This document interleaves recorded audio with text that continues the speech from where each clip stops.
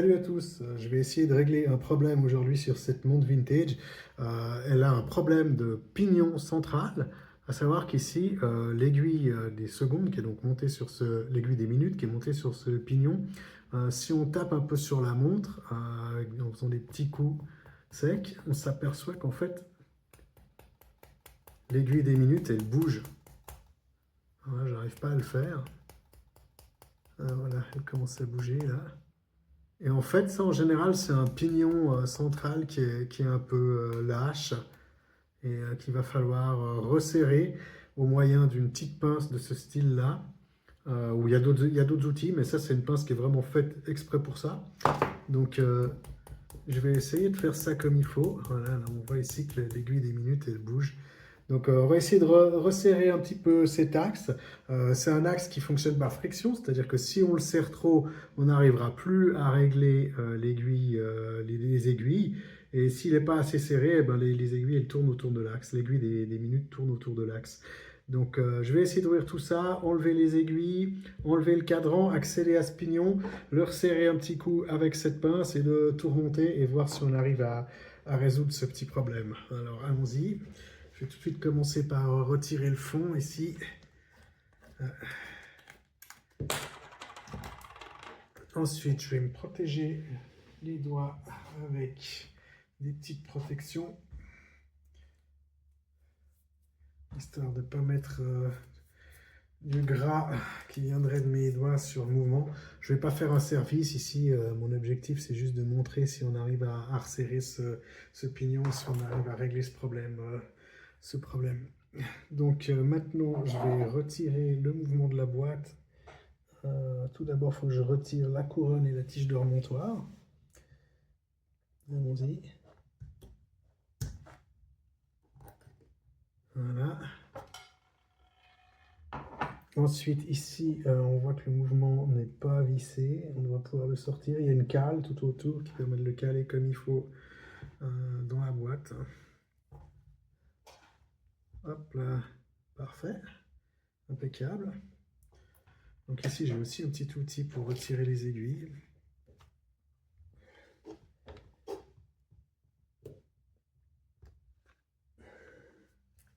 J'utilise toujours ce plastique à mettre par-dessus pour éviter d'abîmer le cadran avec l'outil. Et ici, alors j'ai déjà regardé tout à l'heure, j'ai déjà fait l'opération une fois, j'ai tout remonté et je me suis aperçu qu'en fait, j'avais pas assez resserré ce canon. Donc en fait, le problème, il existe encore. Même s'il est beaucoup plus faible qu'avant, il existe encore. Donc ici, j'aime pas trop ces cadrans qui sont juste posés. Je préfère quand ils sont vissés. Des fois, on trouve des vis sur la tranche ou des petits systèmes de clips qu'on retrouve souvent sur les mouvements ETA. Ma foi, on fait avec ce qu'on a. Ici, c'est un mouvement 784-2. Je crois que c'est un mouvement qui vient de chez Tissot, parce que je l'ai déjà rencontré en refaisant une Tissot, en faisant un service sur une Tissot PR516 d'époque aussi. Voilà, donc là, le mouvement, plus de cadran. On a accès maintenant ici à ce petit engrenage ici, et sous cet engrenage, on va trouver ce fameux pignon qu'on va essayer de retirer et de resserrer au moyen de cette petite pince. Alors, allons-y. Là. Il va falloir retirer ce canon.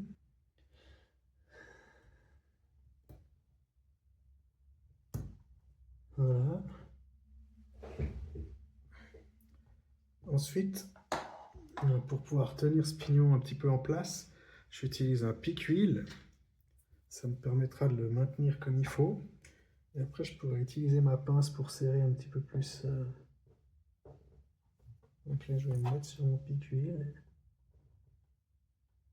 Voilà. Et là, c'est une pince, alors qu'il y a un réglage ici avec une molette, ce qui permet de mettre une butée pour ne pas serrer trop fort. Parce qu'on a très vite fait de serrer trop fort ces canons. Et une fois qu'ils sont serrés trop fort, il faut les réaliser à l'intérieur pour pouvoir avoir moins de friction lorsqu'on le remet sur le mouvement. Donc c'est pas toujours très pratique. Mieux vaut essayer de le serrer direct à la bonne taille. Alors j'ai pré-réglé ici. On va voir si j'ai fait un bon réglage ou pas. J'y ai pré-réglé pour essayer de ne pas vous faire perdre votre temps. Je vais essayer de faire cette vidéo en une seule traite. Il y aura sûrement peut-être quelques petites coupures au montage, des choses que j'ai faites dont je ne suis pas très fier. Mais je vais essayer d'être le plus honnête dans ma démarche possible. Même si c'est sûr que quand on fait des erreurs, on a plutôt tendance à les couper au montage. D'ailleurs, je tiens à rappeler que je ne suis pas du tout un horloger. Je fais ça de manière complètement amateur. Donc, je fais probablement des choses fausses. Et peut-être des manières de faire les choses qui vont peut-être faire hérisser les cheveux sur la tête de certains horlogers. Après, ce qu'il faut voir ici, c'est qu'on s'attaque à des montres qui sont souvent avec une valeur tellement faible que les horlogers vont pas avoir de logique économique à faire des services ou à réparer des montres de cette valeur. Parce qu'après, c'est sûr qu'un horloger, il est obligé de faire payer... un horloger, il est obligé de faire payer un certain tarif. Il doit faire payer son travail. Et du coup, est-ce que ça vaut la peine de faire ça sur des montres qu'on va peut-être même pas pouvoir vendre 100 €, même si le service a été fait dessus, alors qu'on a passé des heures de travail? Je suis pas sûr.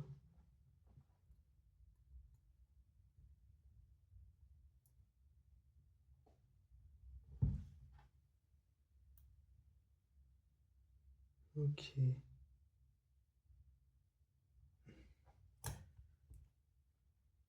Donc là, on va essayer de remettre le pignon comme il faut.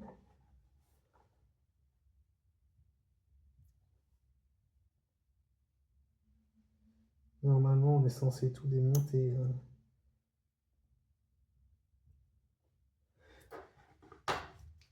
Là, c'est histoire de faire les démonstrations. Je trouve que c'est encore un petit peu lâche. J'aimerais bien serrer ça un tout petit peu plus. C'est toujours la question, hein, c'est pas assez, pas assez, pas assez. Et tout à coup, c'est trop. Donc, on va essayer de faire ça comme il faut.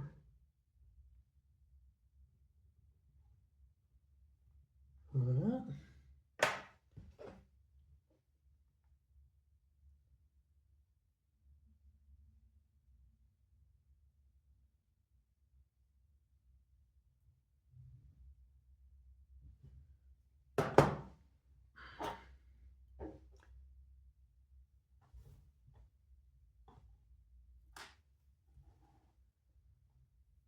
Faut y aller pas mal par tâtonnement, hein, si on veut essayer de ne pas avoir à réaliser après l'axe.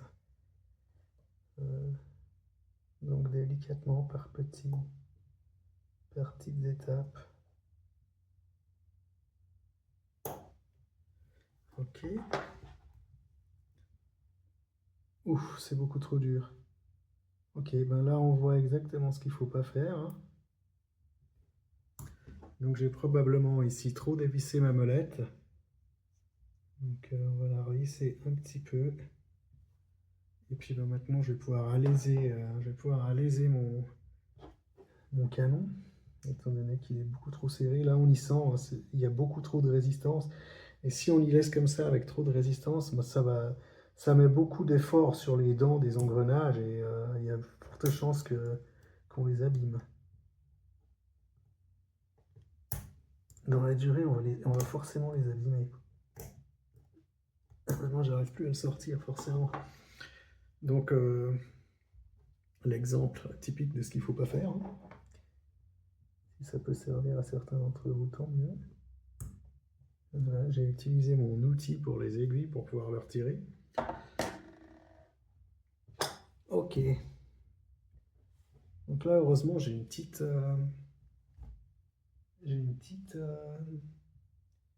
mèche qui va me permettre de réaliser ça. Je l'ai déjà utilisé. J'ai vu qu'elle a à peu près le bon diamètre pour pouvoir récupérer le mauvais travail que j'ai fait.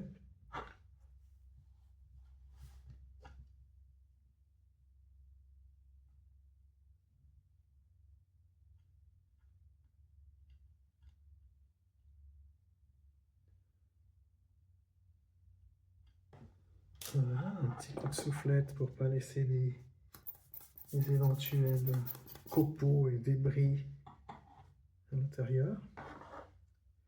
Et on recommence. Hop.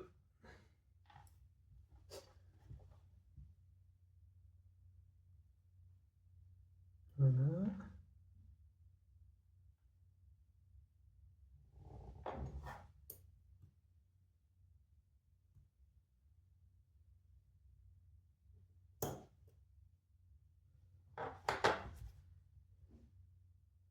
C'est toujours trop dur.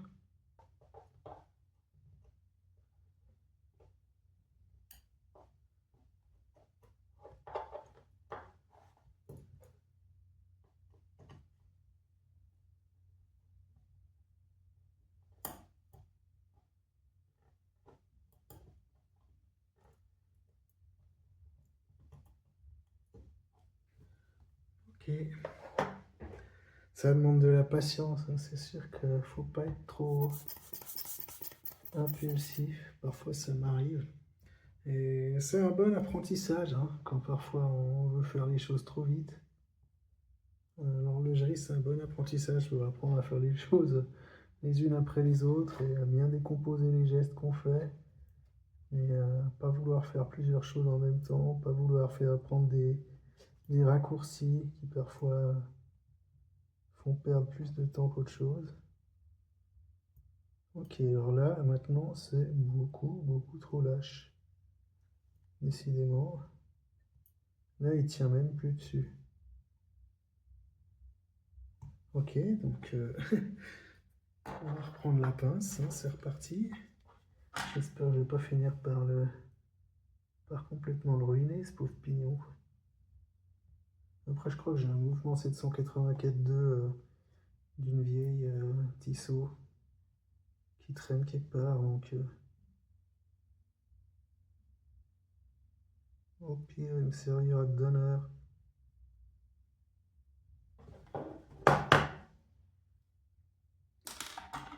Dans l'espoir que j'avais pas déjà piqué le pignon pour une autre montre.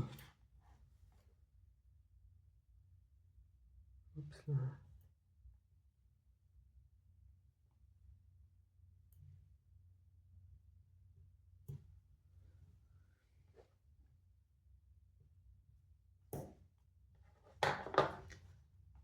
Ah voilà. Là, c'est exactement la résistance qu'on veut. Ça résiste, mais pas trop. C'est clair que si on passe juste le doigt comme ça sous la couronne et que ça tourne trop facilement, ça c'est un signe que c'est pas assez serré, qu'il n'y a pas assez de friction. Ok. Eh ben, je propose d'essayer de remonter tout ça et de voir si j'ai fait du bon travail. C'est la deuxième fois que je le fais, donc j'espère que cette fois-ci, ça sera la bonne. Donc, pas oublier de remettre en premier lieu l'engrenage manquant avant de remettre le cadran en place.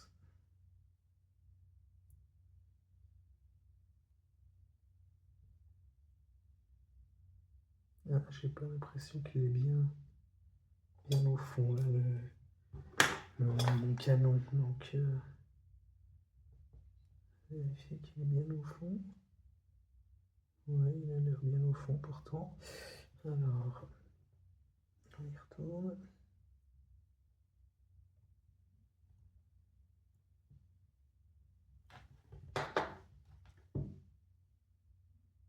Ok, tout a l'air en place.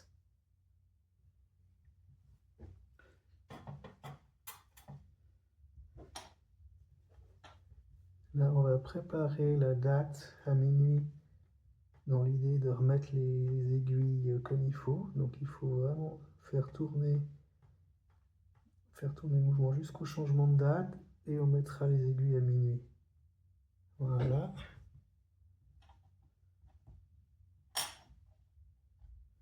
Donc ici, on est sur le 9. On va viser le 9. Ok, ça me semble bien. Alors, je vais repasser sur mon porte-mouvement pour pouvoir mettre le mouvement bien à plat et fixe pour pouvoir mettre les aiguilles comme il faut. Alors,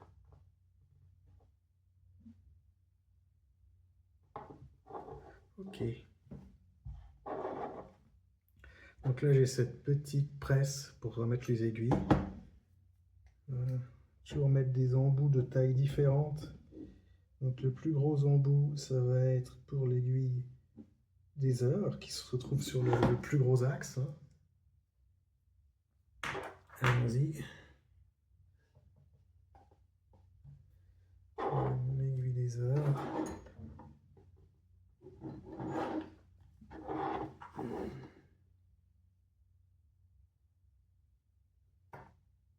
Ah, il a bougé.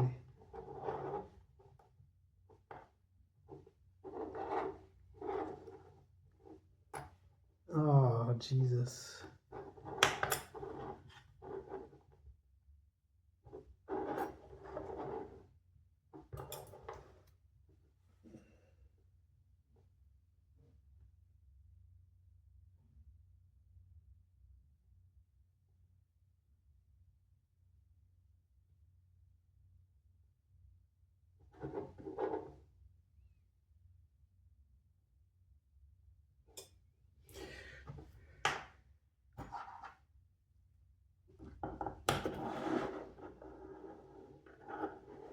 Alors, allons-y.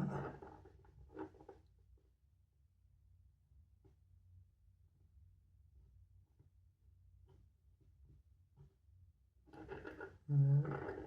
Toujours bien vérifier que l'aiguille est bien parallèle au cadran pour éviter après, quand on met toutes les aiguilles, qu'il y en ait une qui se retrouve à frotter une autre. Donc ça, c'est vraiment important. Là, je vois que mon mouvement n'est pas droit du tout. Voilà.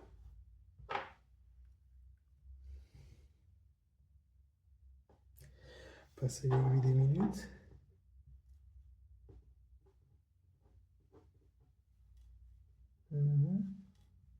Voilà.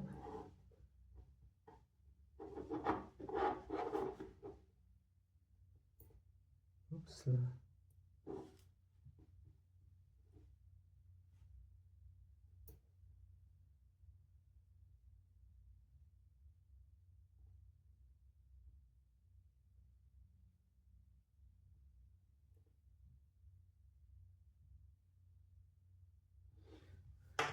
Ici, je vais changer d'embout, prendre un embout d'une taille un peu intermédiaire. Voilà.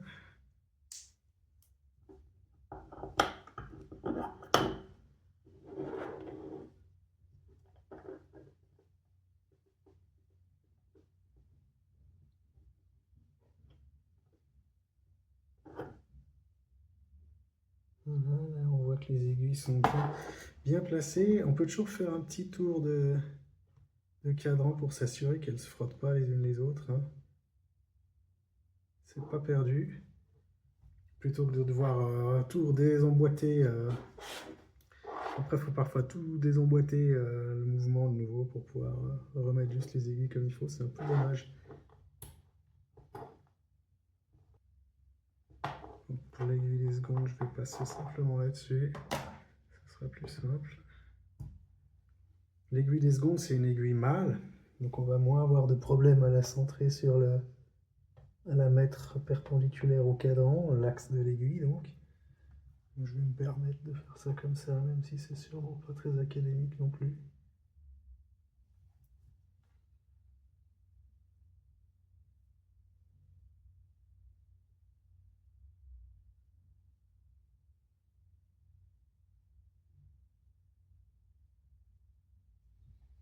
Voilà, je change encore mon embout.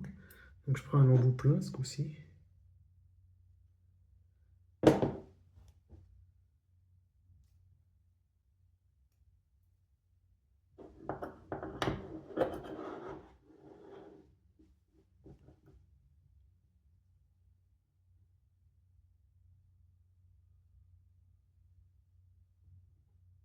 Pas besoin d'appuyer trop fort là-dessus, il y a des pièces qui sont fragiles en dessous.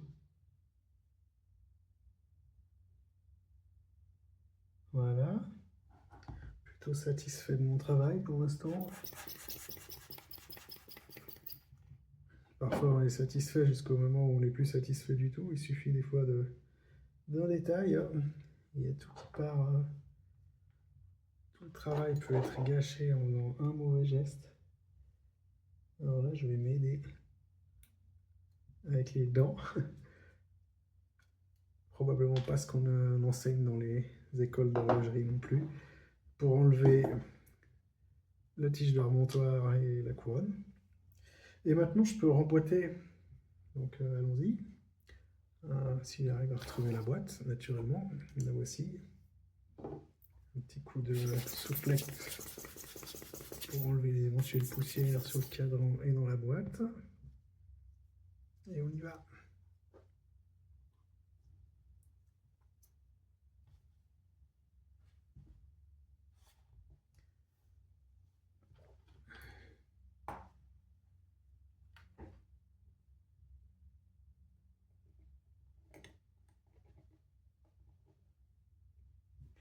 Ok. En général, avant d'appuyer, j'aime bien mettre cette bague. Ça permet de caler un peu mieux le mouvement dans la boîte. Ici, on voit qu'il y a des vis. Normalement, il y a des vis sur cette montre. Alors, je ne sais pas si c'est prévu sans vis ou avec des vis. J'aurais pu essayer de chercher si j'ai des vis correspondantes. Je ferai ça plus tard parce que là, l'idée, c'était de vous montrer cette histoire de pignon. Mais j'ai acheté un petit lot de vis qui devrait me permettre de... Un petit lot de vis variés qu'on peut acheter sur les sites de pièces de montre qui devrait me permettre de trouver normalement mon bonheur. Voilà.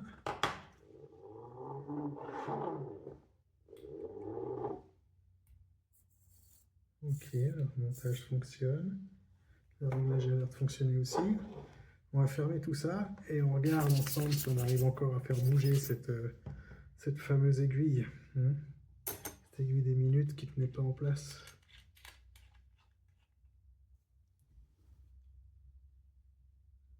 Je pense que là, il y a suffisamment de résistance et normalement, ça ne devrait plus bouger. Après, peut-être que c'est une autre panne. Moi, je ne connais pas non plus toutes les pannes. Ça peut être autre chose. Donc, allons-y. Je vais essayer de la régler sur une heure précise. Voilà, par exemple 6 heures. Puis essayons de la faire bouger.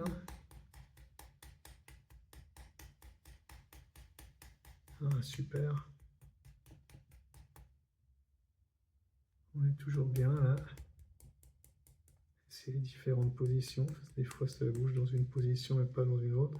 Alors là, on voit qu'elle bouge un petit peu, mais c'est parce que le temps est en train de se dérouler.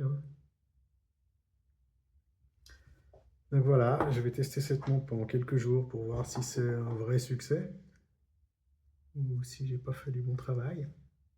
J'espère que ça vous a intéressé, que ça puisse servir peut-être à quelques personnes, de voir aussi ce que je fais faux, parce que moi je fais pas toujours tout juste et c'est loin d'être académique.